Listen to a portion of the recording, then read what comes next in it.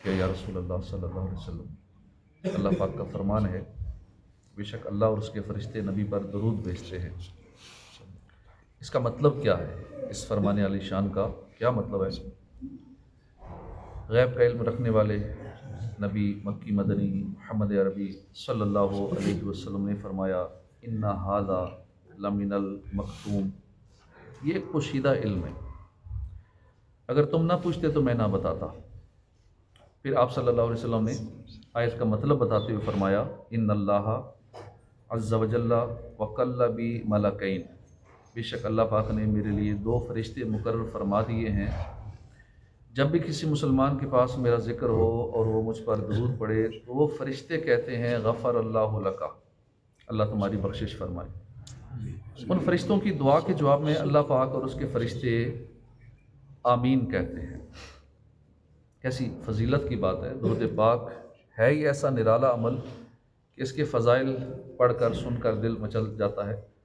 غور فرمائیے، جب کسی کے سامنے ہمارے آقا صلی اللہ علیہ وسلم کا ذکر پاک ہو اور وہ پیار سے، ادب سے، محبت سے بارگاہ رسالت میں 100 بار نہیں، 1000 بار نہیں، لاکھ بار نہیں، بلکہ صرف 1 مرتبہ ہی درود پڑھے تو فرشتے اس کے لیے دعائیں بخشش کرتے ہیں۔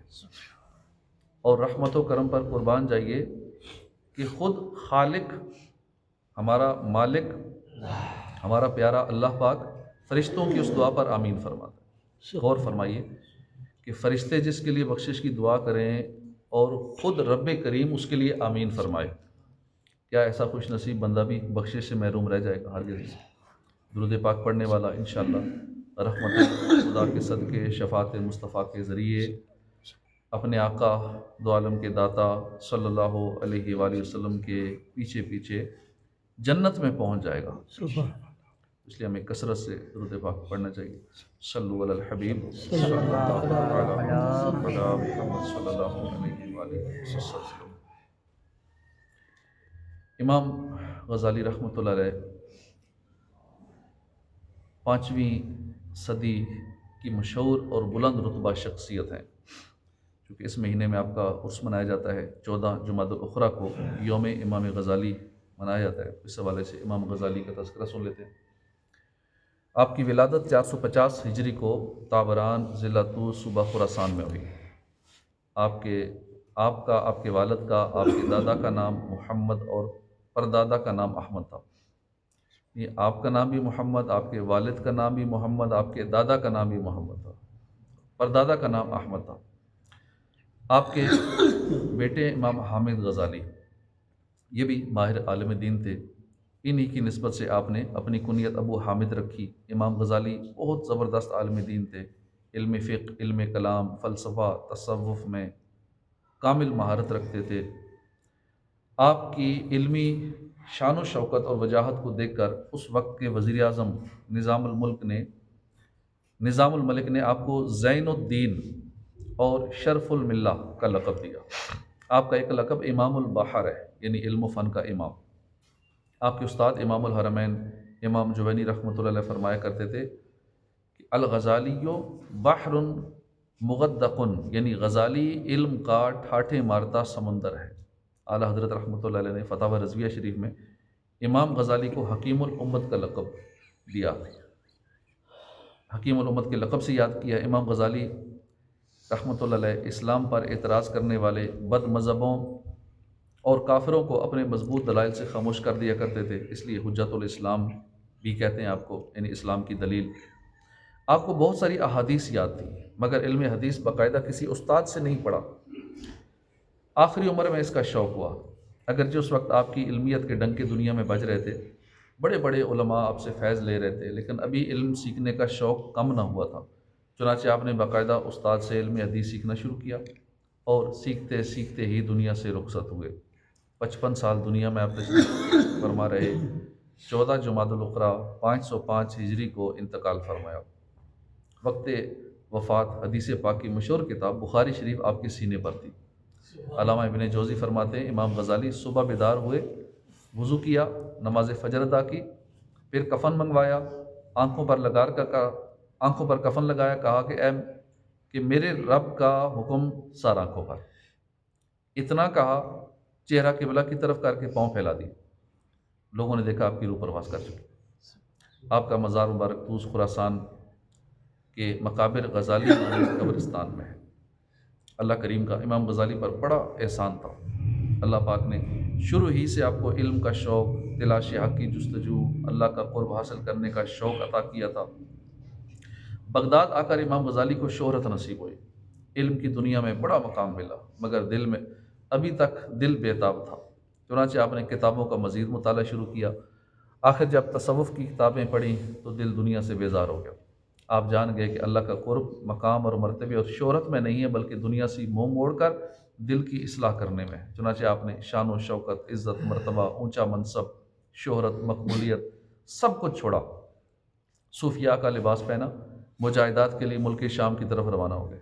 امام غزالی کی ہمت دیکھیے کہ ایسی عزت، شہرت، مقام، مرتبہ جب بڑے بڑے علماء شاگرد کے طور پر سامنے بیٹھتے ہوں، وزیر مشیر ادب کرتے ہوں، ساری شان و شوکت یک دک چھوڑ دینا یہ آسان بات نہیں ہے، بڑی ہمت اور حوصلے کا کام ہے۔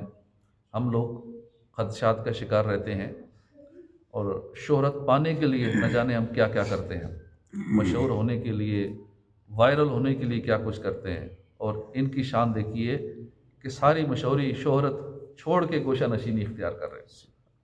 ہمیں ہفتہ وار اجتماع میں شرکت کی دعوت دی جائے، قافلے میں سفر کی درخواست کی جائے، قرآن پاک سیکھنے کے لیے مدرسہ بالغان میں شرکت کا کہہ دیا جائے، سوچتے ہیں دکان کون چلائے گا، بزنس کون سنبھالے گا، بچوں کو اسکول چھوڑنے کون جائے گا، گھر کی ذمہ داریاں کون اٹھائے گا، ہزار قسم کے خدشات سامنے آ جاتے ہیں۔ نیکیاں کمانے، اللہ کا قرب حاصل کرنے، جنت کے راستے پر چلنے سے محروم رہ جاتے ہیں۔ تو یاد رکھیے، جو خدشات کی زنجیریں پیروں میں ڈال لیتا ہے، زندگی کے سفر میں کبھی بھی کامیاب نہیں ہو سکتا۔ زندگی ختم ہو جاتی ہے، کام ختم نہیں ہوتے۔ موت کا فرشتہ آ جاتا ہے، جب قبر میں اتار دیا جاتا ہے تو وہی کام جن کو آڑ بنا کر دینی کاموں سے رک جاتے تھے، جو کہ توں ہوتے رہتے ہیں۔ ہم نے نہ جانے کیوں سوچ لی ہے کہ یہ دنیا ہماری وجہ سے چل رہی ہے، میں ہوں تو نظام چل رہا ہے، میں نہیں ہوں تو گھر کیسے چلے گا، سسٹم کیسے چلے گا، ادارہ کیسے چلے گا۔ ہزاروں لوگ قبروں میں سو رہے ہیں، سارے یہی سوچتے تھے کہ میں جاؤں گا تو پتہ نہیں کیا بنے گا۔ چل رہا ہے دنیا کا نظام، روزانہ لاکھوں دنیا سے جا رہے ہیں، نظام دنیا کا پھر بھی چل رہا ہے۔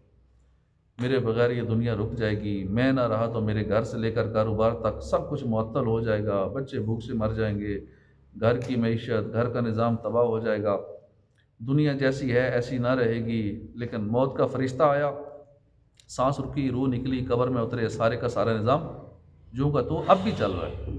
اے جنت کے طلبگار، ہمت سے کام لیجئے، خدشات کی زنجیریں توڑ دیجئے۔ اللہ کے آخری نبی صلی اللہ علیہ وسلم نے فرمایا، من فتح لہ باب من خیر، جس کے لیے بھلائی کا دروازہ کھل جائے تو وہ کود کر اس دروازے میں داخل ہو جائے، کیونکہ وہ نہیں جانتا کہ کب یہ دروازہ بند ہو جائے۔ سانس چل رہی ہے، یہ بھلائی کا دروازہ ہے، ہمارے دل میں نیکی کا خیال آ گیا، یہ بھلائی کا دروازہ ہے، ہمیں نیکی کی دعوت دی گئی، یہ بھلائی کا دروازہ ہے، ہمیں روشنی دکھا دی گئی، یہ بھلائی کا دروازہ ہے۔ اب خدشات کو جھٹک دیجئے، بہانے مت تلاش کیجئے، جلدی سے اس دروازے میں داخل ہو جائیے۔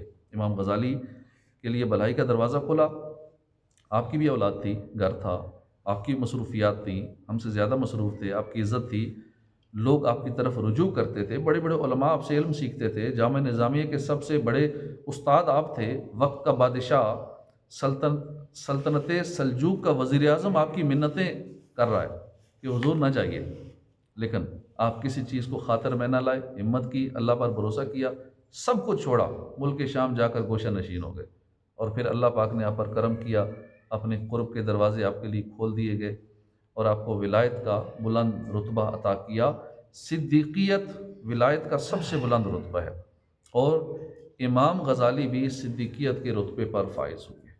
سچ ہے، انسان کو کچھ کھو کے ملا کرتا ہے، آپ کو کھو کے تجھے پائے گا جویا تیرا۔ اللہ پاک ہمیں بھی امام غزالی کا فیضان نصیب فرمائے، آمین بجاہ نبی الامین صلی اللہ علیہ وسلم۔